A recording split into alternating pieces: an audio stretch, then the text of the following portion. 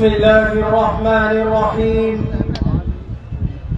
الحمد لله وحده، والصلاة والسلام على من لا نبي بعده.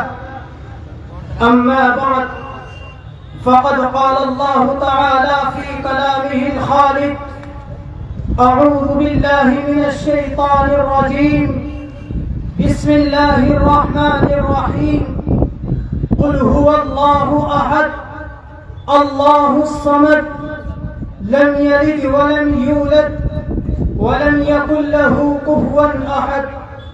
وقال الله تعالى في موضع آخر: إن الله يغفر أن يشرك به ويغفر ما دون ذلك لمن يشاء.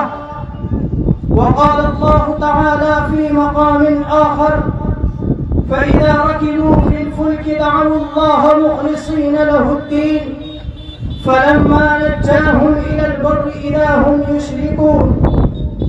وقال النبي صلى الله عليه وسلم: يا أبا هريرة إن قتلت أو حرقت لا تشرك بالله. صدق الله العظيم. رئيس الاحتفال المعقر والذين حضروا في هذا المجلس، أريد أن ألقي أمامكم كلمات حول موضوع أهمية التوحيد.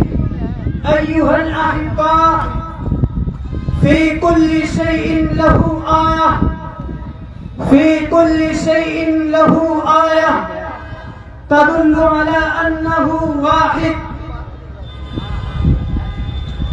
التوحيد، إن عقيدة التوحيد وهي عبادة الله وحده.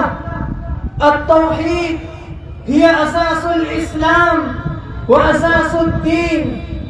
التوحيد وأول ما يسأل عنه العبد في قبره، وهو أول أركان الإسلام. قال النبي صلى الله عليه وسلم: الإسلام أن تشهد أن لا إله إلا الله.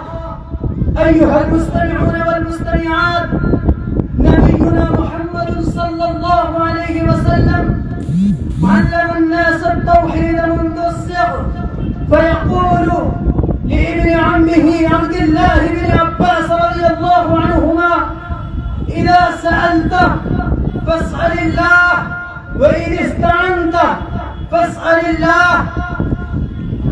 التوحيد هو الذي يوحد المسلمين كافة. أيها المسلمون والمسلمات، هل تدعون ما التوحيد؟ ما التوحيد؟ الله ربي ليس رب سواه، الله خالقي ليس خالق سواه، الله مالكي ليس مالك سواه، الله مالك الملك يؤتي الملك ممن يشاء وينزع الملك ممن يشاء ويعز من يشاء ويذل من يشاء. فنسأل الله تعالى آخر كلامنا وآخر دعوانا الحمد لله.